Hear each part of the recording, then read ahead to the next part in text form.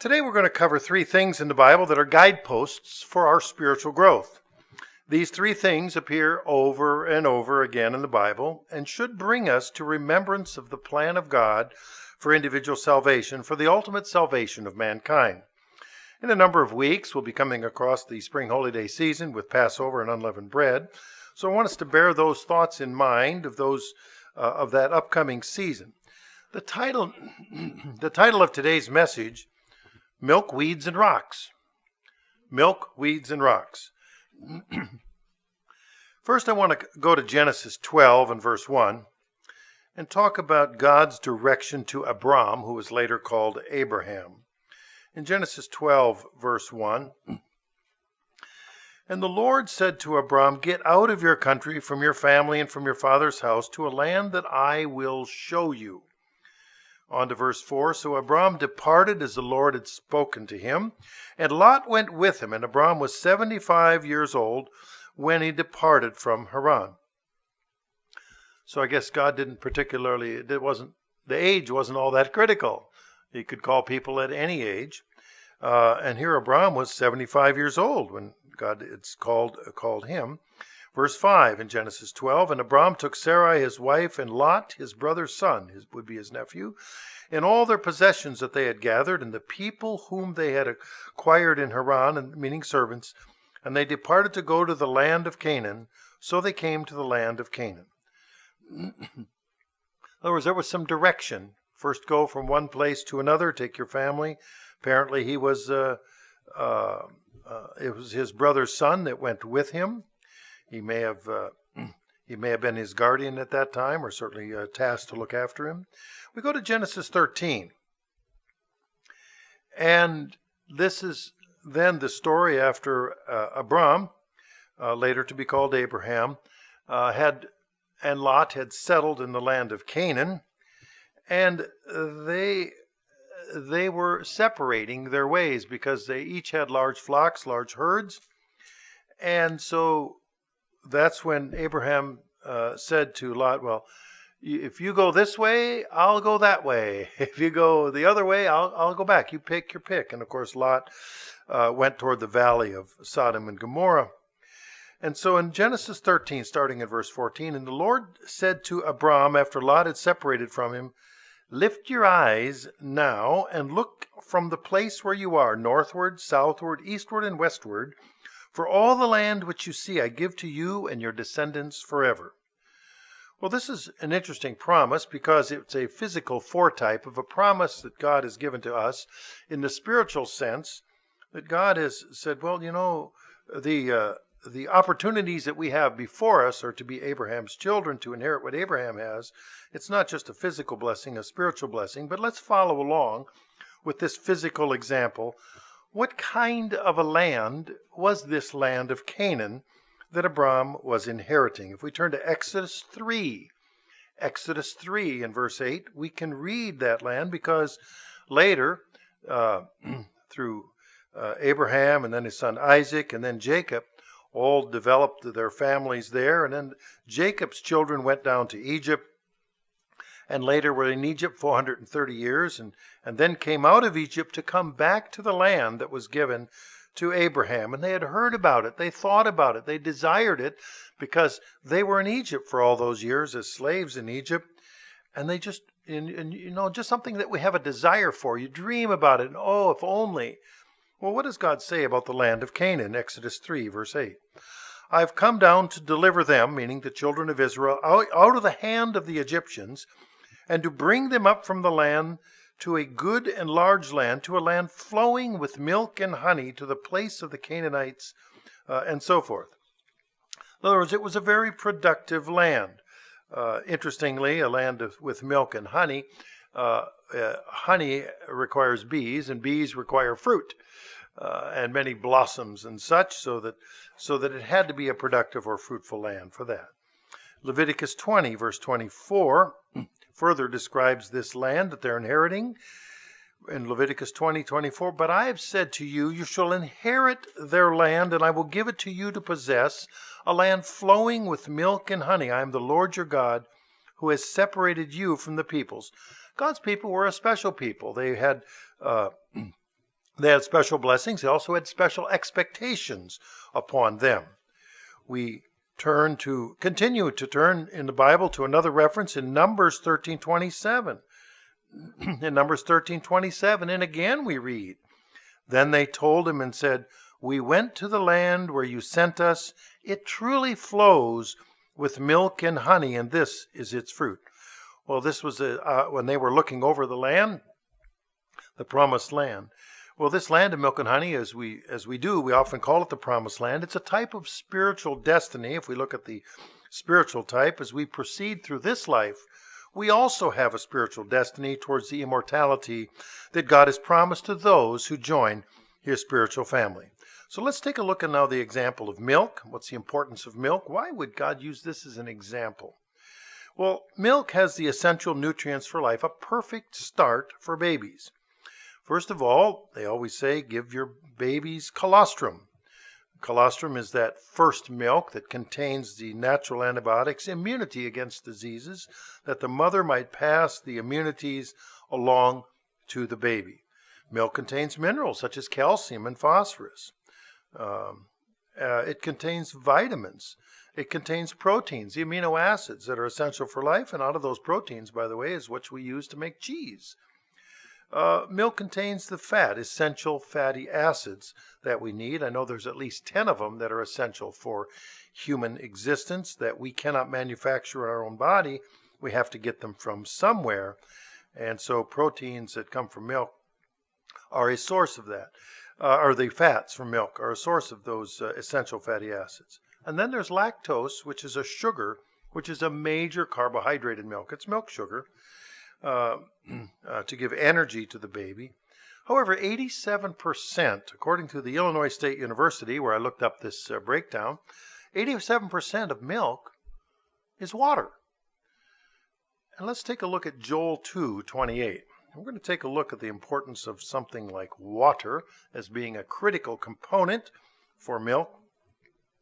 In Joel 2:28, because when we read about the Holy Spirit throughout the Bible, when we talk about God's Spirit, it's often spoken of in terms that it's poured out as if it were a liquid. So there are a number of references to it. I just picked this one in Joel 2:28. "And it shall come to pass afterward that I will pour out my Spirit on all flesh. Your sons and daughters shall prophesy. Your old men shall dream dreams. Your young men shall see visions." God's Spirit can be poured like water. And so here we have milk is largely composed of water, meaning in the spiritual sense, a strong component of it is God's Holy Spirit. Well, milk can't be produced unless the mother has enough of the essential nutrients herself. This means the environment around the mother producing the milk must be productive enough to support the mother. Now, I happened to grow up on a dairy farm, and it didn't always seem it's fun at the time because there was always work to do. But then we never knew any different, so I thought the whole world was like that. Everybody did work all the time. That was just natural. And so I got to know a lot about cows and calves and birthings and milk production and so forth. And one thing was very essential that my dad taught us is that cows need to be happy. A happy cow gives milk. And therefore, there's no shouting or hollering. You have to have a good attitude if you're going to take good care of the cows and have milk. And so I'm thinking back on this. This has some spiritual implications as well. And we'll catch that as we go along. Of course, milk isn't produced by the mother unless there's the birth of a baby. And the birthing process then stimulates the mother's system to produce milk to feed the baby. And many years ago, I was the dairy experiment station manager for a university, and so we did a lot of experiments. And did you know that if you ramp up a steer on hormones, he'll give milk? You shoot him full of shots, and you can actually have a steer give milk. I was kind of shocked about the whole process. I'm probably not as shocked as the steer was, but it was a remarkable experiment. But normally, you've got to have the birthing process for the mother to produce the milk to feed the baby. Well, the mission of the church is to preach the gospel and care for those whom God has called. The words of Jesus Christ are clear when we read of the mission of the church in Matthew 24 and Matthew 28. When we were babies, we cried. We demanded milk, and as parents, we know well the sound of our babies desiring to be fed milk. And we look at 1 Peter 2, verses 1 through 3. It sounds like somebody who was a dad. 1 Peter 2, verses 1 through 3. Therefore, laying aside all malice, deceit, hypocrisy, envy, and evil speaking, meaning a list of sins, put that aside. Verse 2, as newborn babes, meaning new in Christ, desire the pure milk of the word that you may grow thereby. And if indeed you have tasted that the Lord is gracious. So here he's speaking to new Christians, and he's calling them babes, and talking about the milk of the word, something that they can readily, that they desire, they want it, and of course we know that it's good for them. So we as members of the church, as part of the spiritual mother, are to participate in providing spiritual milk to those who are new in the faith. We have a responsibility to gently care for those then who are new in the faith. However, and there's always seems to be a however, we cannot ourselves rely only on milk. We must have a stronger spiritual diet in order for us to be prepared to help others. We take a look in Hebrews 5, verses 12 through 14. The author of Hebrews explains that milk isn't the only thing that we should be consuming. For though by this time you ought to be teachers. In other words, that apparently they had been Christians for a while. And continuing on, you need someone to teach you again the first principles of the oracles of God. In other words, they needed to be reminded all over again as from the beginning. And you have come to need milk and not solid food. For everyone who partakes only of milk is unskilled in the word of righteousness, for he's a babe.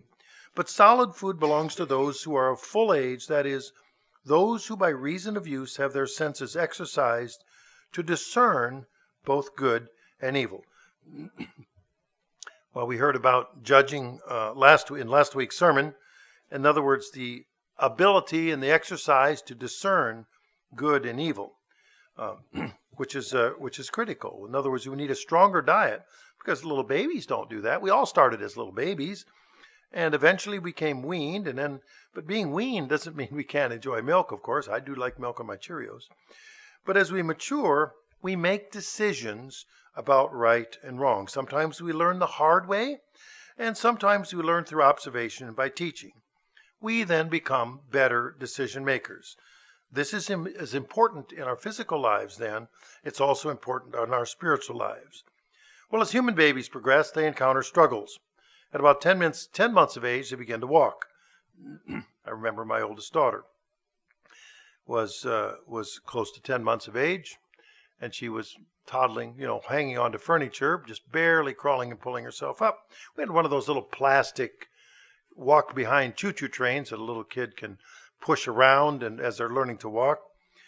And I was reading a newspaper, not paying attention in the living room, and we had a rocking chair in the living room next to the sofa. I'm sitting on the sofa, and I looked up from my rocking chair, and there was my 10-month-old toddler standing on top of the train, but the train was sideways, and she was standing on the wheel, holding on to the rocking chair. And I thought, I couldn't do that if I were paid, and she can't walk barely, and she's holding on. And I'm thinking, we're going to have a bad accident right here. But every parent seems that they've had their child's first step experience. I know it was so seared into my memory. I was just shocked by this whole thing. I wasn't used to looking up from the sofa and seeing my little baby's eyes straight on. At 17 months of age, they begin to speak, and some of them never stop. At 3 years of age, well, my littlest brother, he didn't start at 17 months of age. It was quite a while. I think he was over 2 years old, and they thought, well, maybe the kid is a little slow. He can't really, not developing as well as perhaps he should. Well, that's every kid is on their own, develops on their own. But he was the baby in the family, and as it turns out, all of his needs were met. He really didn't need to speak. We found out one day when he got terribly frustrated and his water bottle was empty, and he stands up in his crib, flings out the water bottle and says, "I want a drink of water." His first words were a whole sentence. So, like I say, every family has their own experiences with that. So sometimes, usually they start around 17 months and then progress from there. By the 3 years of age, they start dressing themselves, or at least they think they do. According to the Human Engineering Laboratory, by the age of 3, a child knows 50% of the words that they will use actively in their lifetime. By the age of 10, they know 90% of the words that they will use actively in their lifetime. Well, milk helps children to grow strong bones because milk contains calcium and magnesium. Milk also helps children to grow strong teeth. They might eat solid food because it contains not just calcium and magnesium, but the element boron, which helps teeth to become hardened. And teeth are critical to be able to consume meat or solid food later. The same is true spiritually. Spiritual babies must get enough spiritual milk to grow and be able at some point that they might eat strong spiritual meat. As church babes grow, they will eventually come to understand the full depth of the doctrine that may at first be indigestible to them. The church produces about 35 booklets, which we display on our information table. And in those booklets, we're pointed to the scriptures that serve both spiritual milk and spiritual meat. So the first point today is about milk, that God provides precious truths to us to help us grow into the God family. Milk is an example of God's providing precious truths to us to help us grow into the God family. Well, as we grow, life can be a struggle. As a country singer, Lynn Anderson made the famous song, "I Never Promised You a Rose Garden." We know that the beauty and the sweet smell of roses can come with some thorns, which brings us to the subject of point 2, which is weeds. Well, I was raised again on that farm in Minnesota. The topsoil was rich, it was deep, and it was black. The organic content of the soil was high. Because of the freezing and thawing cycle in the northern plains, the soil tilth, that it would break up to be a good seed bed, was excellent. Crops grew well, production was strong, and our farm produced high yields of corn and soybeans, wheat, oats, and alfalfa.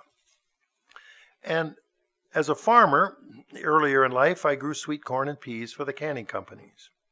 2 years in a row, the sweet corn production was so big, so much big yield that the canning company said that the fields were too good. They said harvesting my sweet corn would raise the company's average yield, which would cost them money in their increased insurance payouts to the growers who didn't have such production, and so that was a problem. They said they wouldn't harvest us, they would just give us the average of what they harvested for everybody else. So we gave corn away to friends and neighbors and church members, anyone, but we couldn't sell it. 2 years in a row, I personally disked and plowed down what I calculated to be about 1.5 million cans of sweet corn. I also raised peas for the canning company. Unfortunately, the pea harvest was tied one year for the top production in the United States per acre. Well, that apparently was a big mistake because of the high production. The canning company said, well, it cost too much to do the insurance payout on yours, and I never got another canning or pea contract again. Well, one of the techniques for high yields is weed control. As a boy, I remember being old enough to drive a tractor with row crop cultivator mounted on it. Maybe some of you have done it.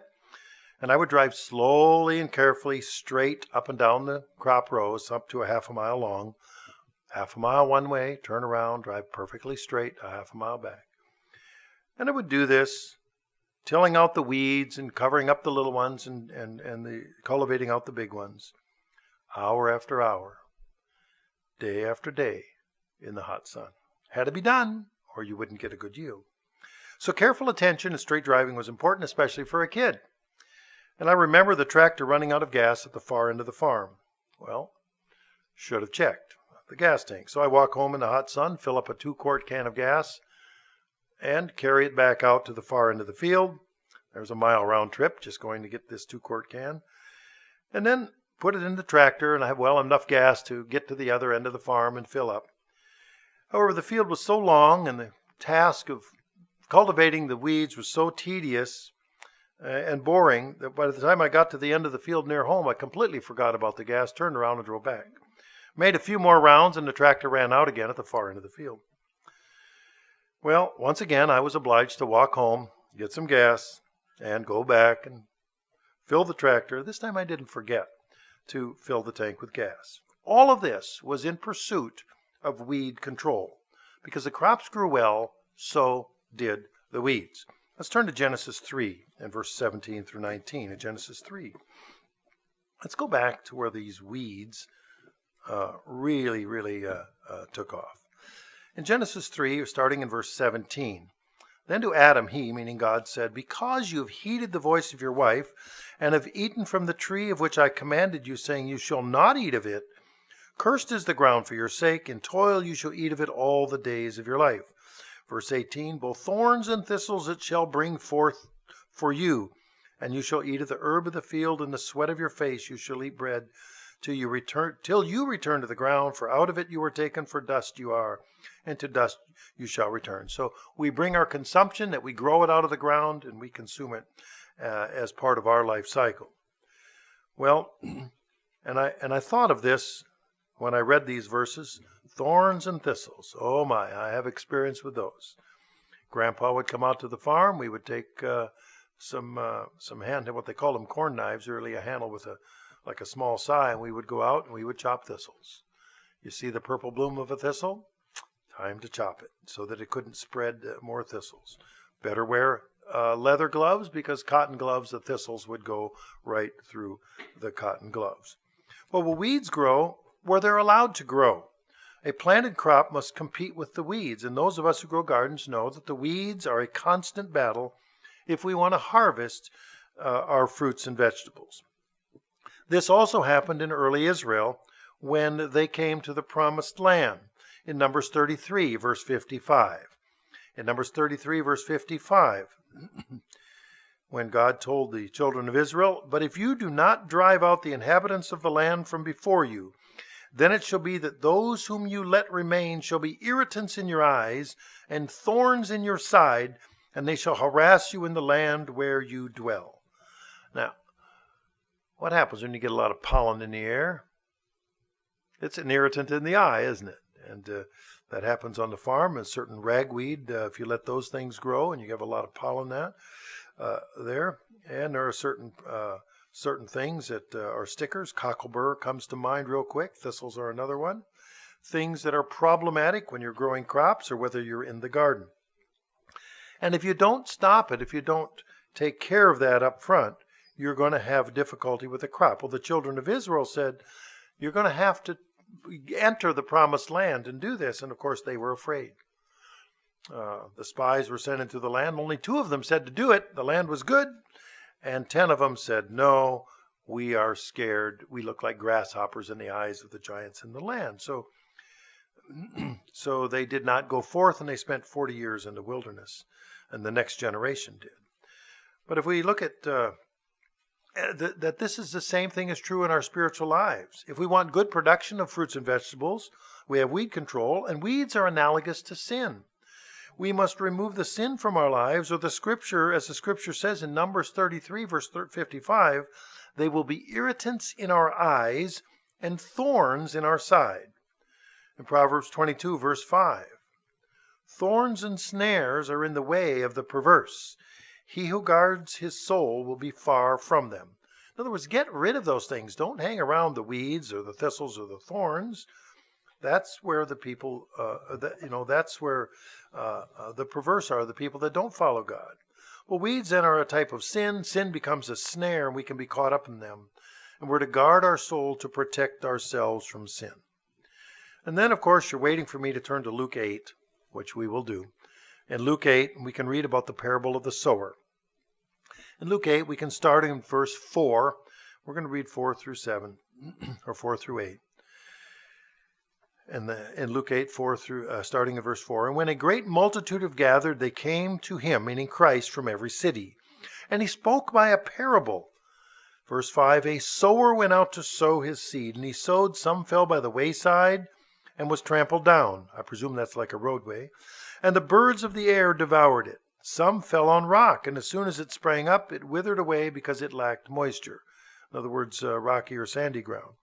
And some fell among thorns, and the thorns sprang up with it and choked it. But others fell on good ground and sprang up and yielded a crop 100-fold. When he had said these things, he cried, "Who has ears to hear, let him hear." If we continue on then, verse 9, his disciples asked him, saying, "What does this parable mean?" And verse 10, and he said, "To you it has been given to know the mysteries of the kingdom of God, but to the rest it's given in parables, that seeing they may not see, and hearing they may not understand." And then Christ goes on to explain this parable of the sower, verse 11. "Now the parable is this: the seed is the word of God. Those by the wayside are the ones who hear. Then the devil comes and takes the word away out of their hearts, lest they should believe and be saved. But the ones on the rock are those, when they hear, they receive the word with joy, but they have no root, who believe for a while, and in time of temptation fall away. Now when the ones fell among thorns are those who, when they have heard, go out and are choked with cares, riches, and pleasures of life, and bring no fruit to maturity. But the ones that fell on the good ground are those who, having heard the word with a noble and good heart, keep it and bear fruit with patience." So the parable is such that we have to be careful as to how we're planted, and certainly weed control is a concern. Remember the story my dad related when he was a teenager and got his driver's license. One summer, he and some friends drove 50 miles away on gravel roads to an amusement park near the Twin Cities in Minnesota. He didn't come home that evening. They were having too much fun at the amusement park, and they stayed until it closed down in the wee hours of the morning. Driving home in a car as a teenager over 50 miles of gravel roads, and it wasn't all straight. He didn't get home until 5 a.m. His dad, my grandpa, was up waiting for him. Unbeknownst to my dad, my grandpa was up most of the night worrying about his teenage son not coming home in a timely manner. Grandpa then announced to my dad, because it was already 5 a.m., there was just no sense going to bed now. It was time to do chores. May as well go out and feed the livestock and milk the cows. My dad tells me this story, so I presume it was very influential in his life, because he went on to say it was a very long day that day. He said after the morning livestock chores were finished and the cows were milked, the whole family went to the garden to pull weeds. And after they pulled weeds, they picked bugs off of the potato leaves all day long in the hot sun. Pick a bug off of the potato leaf, drop the bug into a coffee can that had a little bit of kerosene in it, pick up another bug off of the potato leaf, drop it in the coffee can, again and again, all day long. And then when evening came, it was time for livestock chores and milking the cows that evening. Now my dad told me the story for a reason. I could either learn by listening to the experience of others, or I could learn the hard way by pulling weeds and picking bugs from the potato leaves by myself. Well, the lesson I learned as a boy on the farm was that a farmer can do a great job in many ways. He can rotate his crops, he can fertilize well, prepare the soil, he can sow good seed. But if he doesn't pay constant attention to weed control, he'll not get a good yield. Well, how do we know if we will have a good spiritual crop? Well, first of all, let's identify the weeds that can grow up in lives. And here we turn to Galatians 5 and verse 19. In Galatians 5 and verse 19. "Now the works of the flesh are evident, which are adultery, fornication, uncleanness, lewdness, idolatry, sorcery, hatred, contentions, jealousies, outbursts of wrath, selfish ambitions, dissensions, heresies, envies, murders, drunkenness, revelries, and the like." Try saying that without taking a breath. "Of which I tell you beforehand, just as I also told you in time past, that those who practice such things will not inherit the kingdom of God." Well, that's certainly a partial list of the kinds of weeds that can grow up in people's lives. The weeds that we have the capacity to be relieved of by the sacrifice of Christ and his forgiveness. I'm reminded of the story of the prophet Jonah, who ran away from God. And he was swallowed by a big fish. And it's a severe understatement to say that Jonah was in a world of hurt. Let's look at Jonah, only one verse, in Jonah 2 and verse 5. When Jonah had been swallowed. In Jonah 2, verse 5. The waters surrounded me, even to my soul. The deep closed around me. Weeds were wrapped around my head. Now, that had to be probably the low point in Jonah's life, except that he was still in the belly of that fish for 3 days, 72 hours with no sleep. And he lived to be able to describe all of this with the weeds wrapped around his head. You can pretty well assume that the fish digestive enzymes were busy bleaching his skin. Likely had that when he came out, he would have looked like an albino with a bleached skin. And certainly a very uncomfortable situation. And it's amazing how you can have a change of heart about that time. He decided that perhaps he should go and do what God says. Earlier we read the scriptures where the children of Israel were to inherit the promised land. However, there were instructions that the Israelites must follow to fully inherit the land, and one of those conditions was to avoid sin. We look in Numbers 32, starting in verse 22, and Numbers 32, starting in verse 22. And the land is subdued before the Lord. Then afterward you may return and be blameless before the Lord and before Israel. And this land shall be your possession before the Lord. But if you do not do so, then take note, you have sinned against the Lord, and be sure your sin will find you out. Well, that's got to be one of the most uncomfortable verses in the entire Bible, when it says your sin will find you out. Well, after identifying then the spiritual weeds that could grow up in our lives, and God has given us opportunity to get rid of those weeds with diligent effort, we can turn to Galatians 5:22. Earlier we read about the condition of man in Galatians 5:19 through 21. Now let's read Galatians 5:22. Because once we've gotten rid of the weeds, we can then begin to harvest the spiritual fruit. But the fruit of the Spirit is love, joy, peace, long-suffering, kindness, goodness, faithfulness, gentleness, self-control. Against such there is no law. And those who are Christ have crucified the flesh with its passion and desires. If we live in the Spirit, let us also walk in the Spirit. Let us not become conceited, provoking one another, envying one another. I find it interesting that when we got down to verse 26, that was included in the lesson, that we should not feel arrogant or conceited in having a sense of righteousness. After all, we didn't commit any of the sins in verses 19 through 21, but then we're warned, don't be conceited and envying one another. We shouldn't feel arrogant or conceited in that sense of righteousness, that we see ourselves as envying one another as if some were superior, because we all have to battle the weeds. So point 2 is weeds. We must face and overcome obstacles along the way to joining God's family. Weeds, we must face and overcome obstacles along the way to joining God's family. Then point 3 is rocks. And I put rocks in here, milk, weeds, and rocks. I put the rocks here for point 3. Because rocks, and there are many mentions of rocks throughout the Bible. I was really quite surprised how many there were. And as a lad, again, growing up on the farm, we picked rocks. My great-grandfather picked rocks.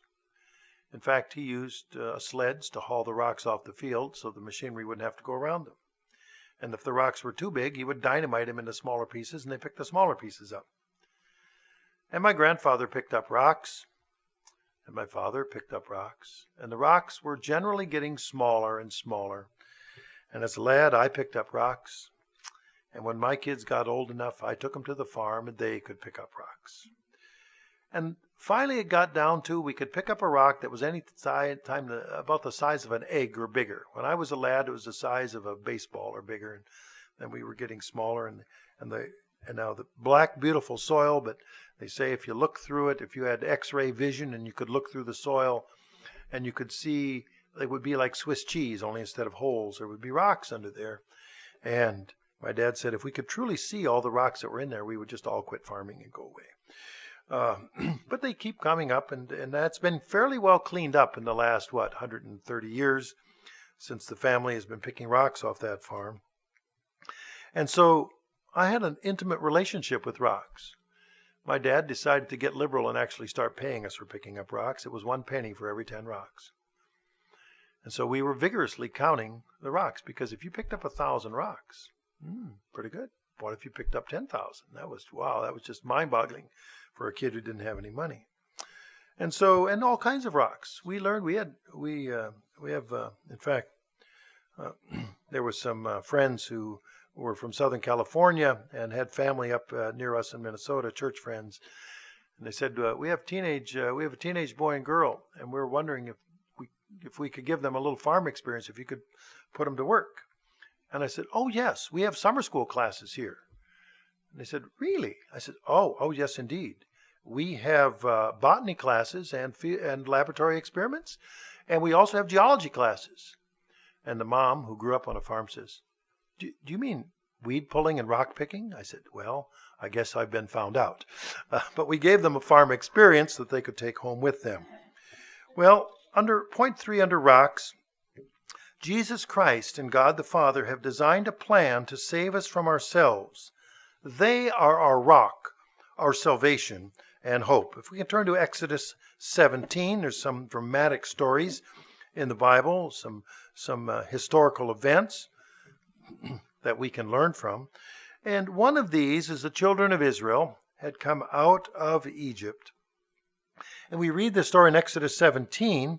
Then all the congregation of the children of Israel set out on their journey from the wilderness of Sin, and camped in Rephidim, but there was no water for the people to drink. Therefore the people contended with Moses and said, give us water that we may drink.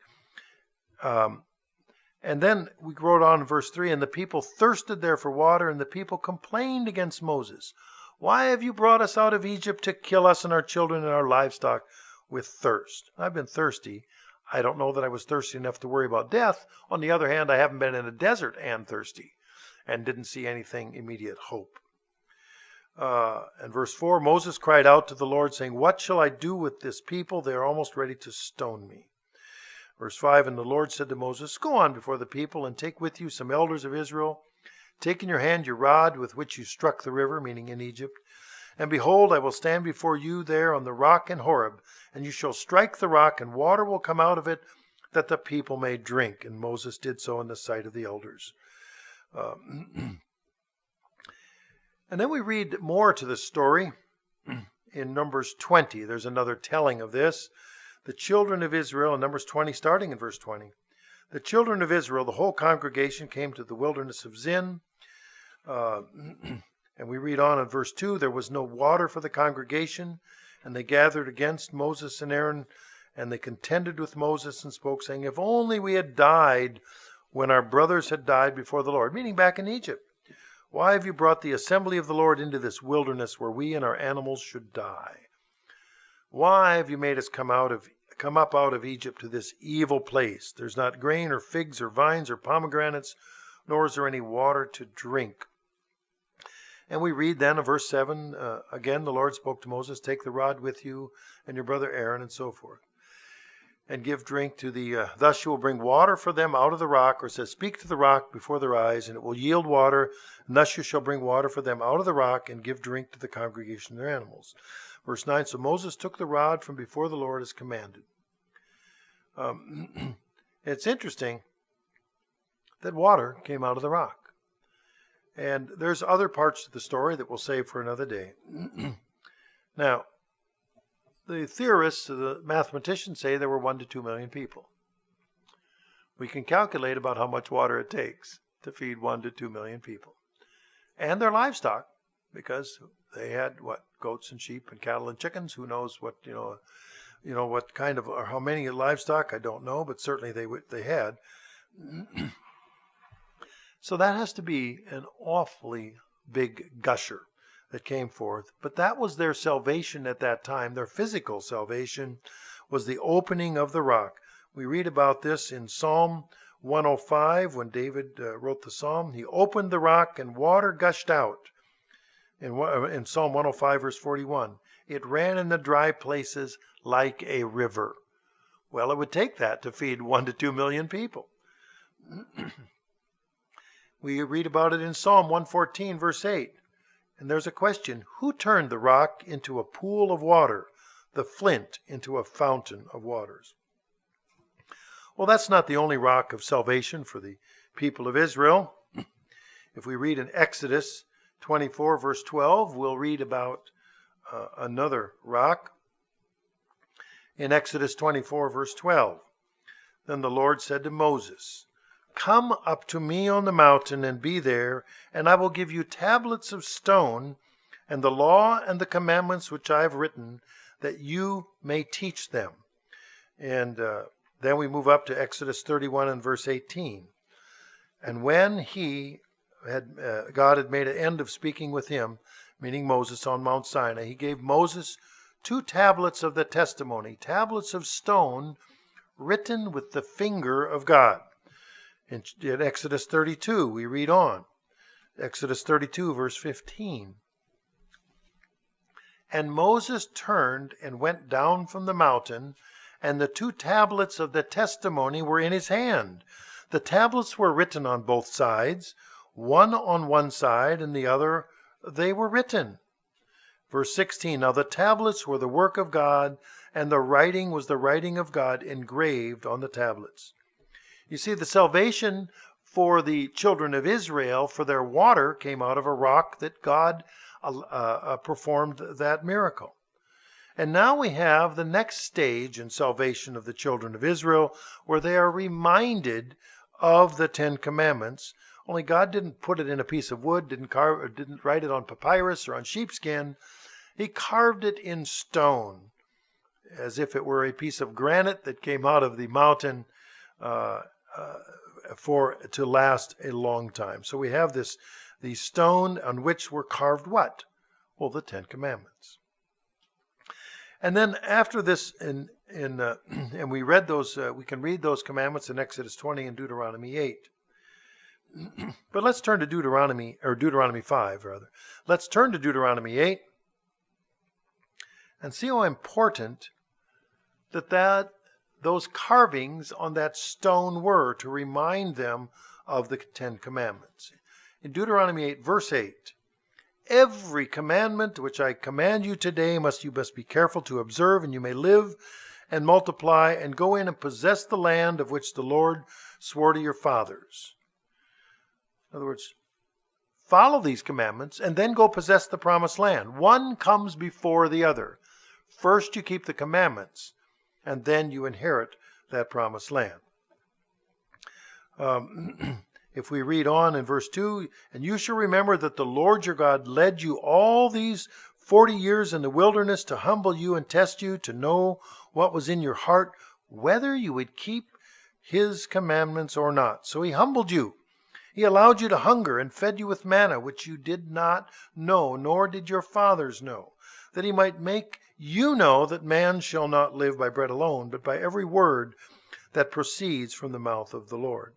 Your garments didn't wear out on you, nor did your foot swell these 40 years.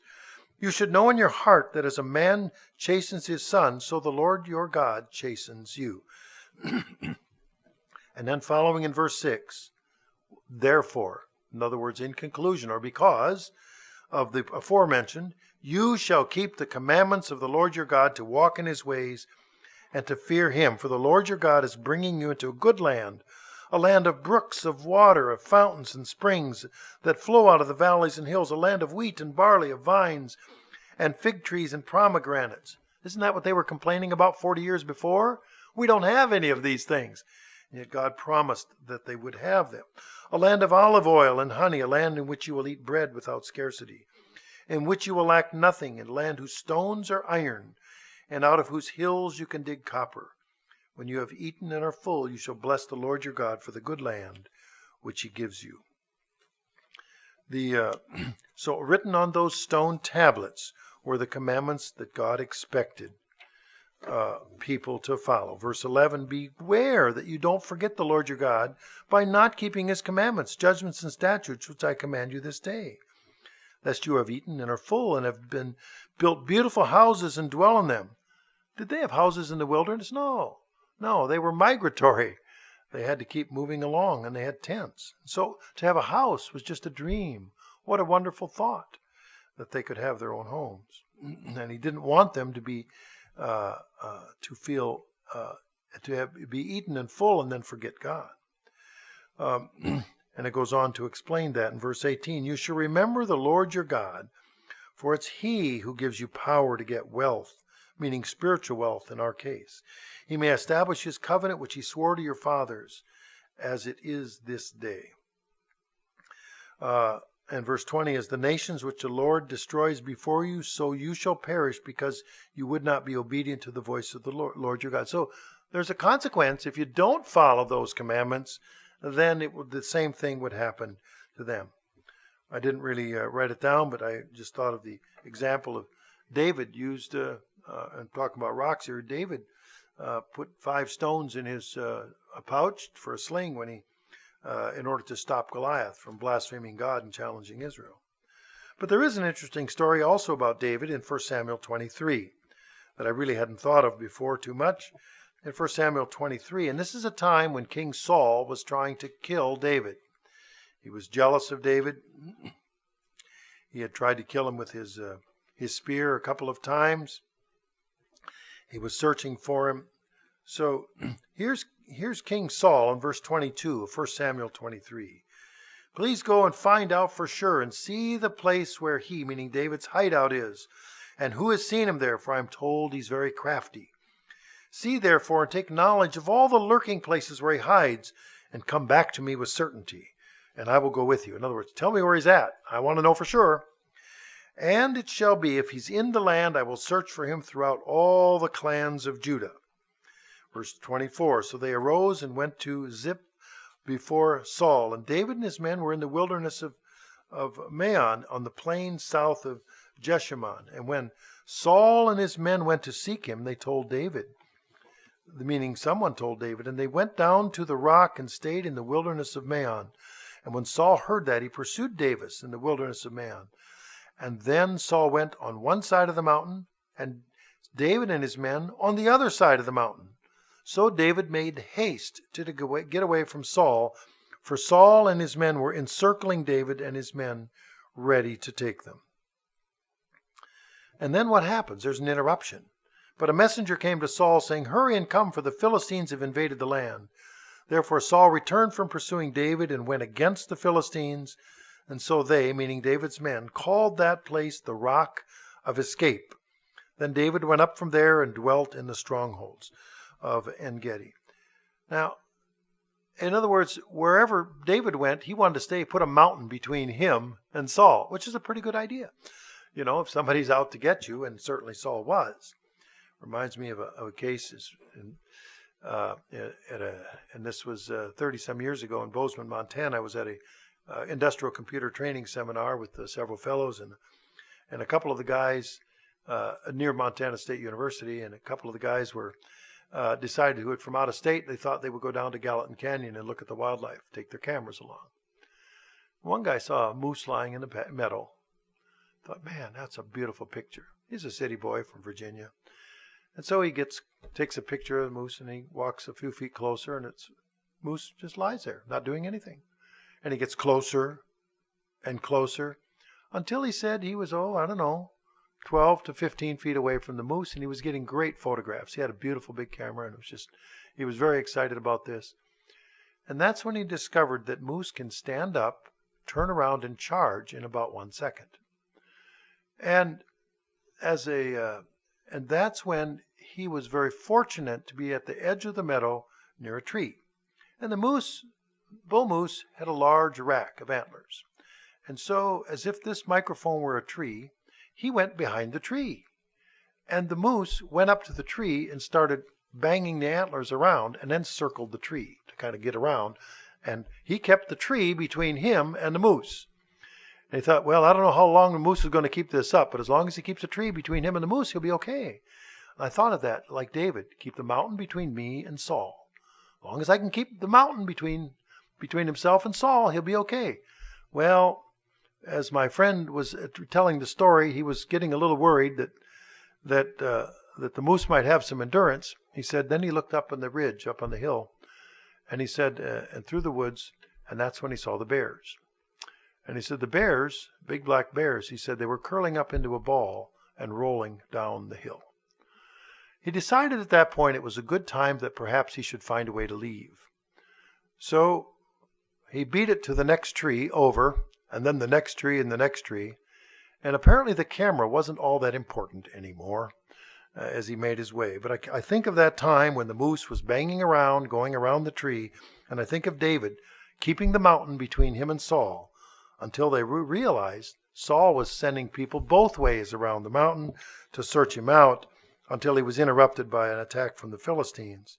So they call that place the Rock of Escape. David didn't forget that he was saved by a rock. We read in 2 Samuel 22 and verse 1 through 4. David spoke to the Lord the words of this song on the day when the Lord delivered him from the hand of all of his enemies and from the hand of Saul. And he said, "The Lord is my rock and my fortress, my deliverer, the God of my strength in whom I will trust, my shield and the horn of my salvation, my stronghold and my refuge." And it goes on.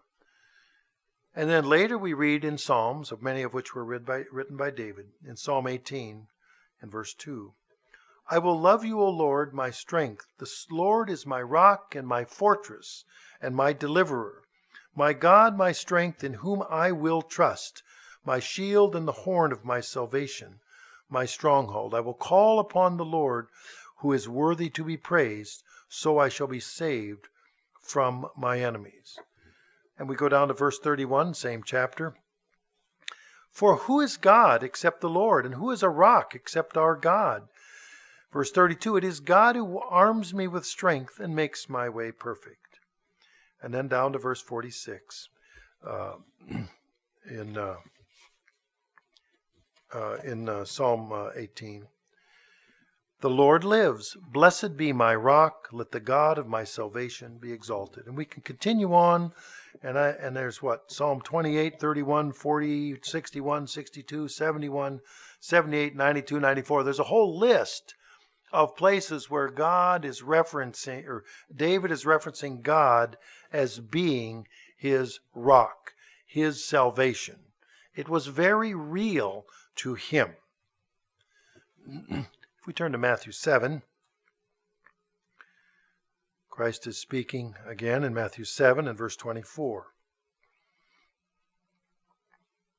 He's trying to explain a principle about building our house on a rock. In Matthew 7:24, "Therefore whoever hears these sayings of mine and does them, I will liken him to a wise man who builds his house on a rock.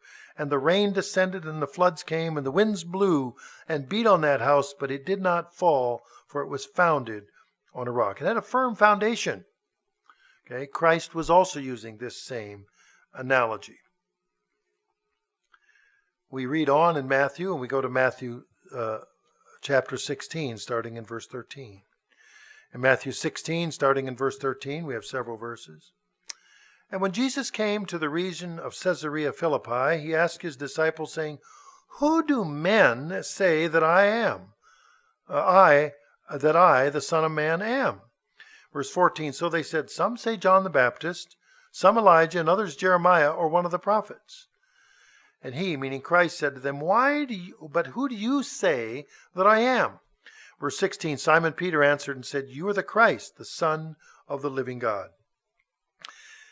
Jesus answered and said to him, 'Blessed are you, Simon Bar-Jonah, for flesh and blood has not revealed this to you, but my Father who is in heaven. And I also say to you that you are Peter,'" which means a small stone or rock, "'and on this rock,'" meaning himself, "'I will build my church, and the gates of Hades shall not prevail against it.'" So Jesus Christ referenced himself as that rock, that rock of salvation. So point 3 is about rocks, that Jesus Christ and the Father have designed a plan to save us from ourselves. They are our rock, our salvation, and hope. Now that hope is demonstrated in Joel 3. In Joel 3, because here we have now the spiritual promised land listed. We often do this in the fall feast days and the Feast of Tabernacles. In Joel 3, verse 18, and it will come to pass in that day that the mountains shall drip with new wine, the hills shall flow with milk, and all the brooks of Judah shall be flooded with water. A fountain shall flow from the house of the Lord, and the water the valley of acacias. Well, as we now approach the spring holy day season, the time of the Passover and the God-ordained festival of unleavened bread, as it's spelled out in Scripture, let us remember the examples of milk and weeds and rocks. That milk, God provides precious truths to us to help us grow into God's family. The weeds, that we will face obstacles along the way to joining God's family, and rocks, that Jesus Christ and God the Father have designed a plan to save us from ourselves, that they are our rock, our salvation, and hope.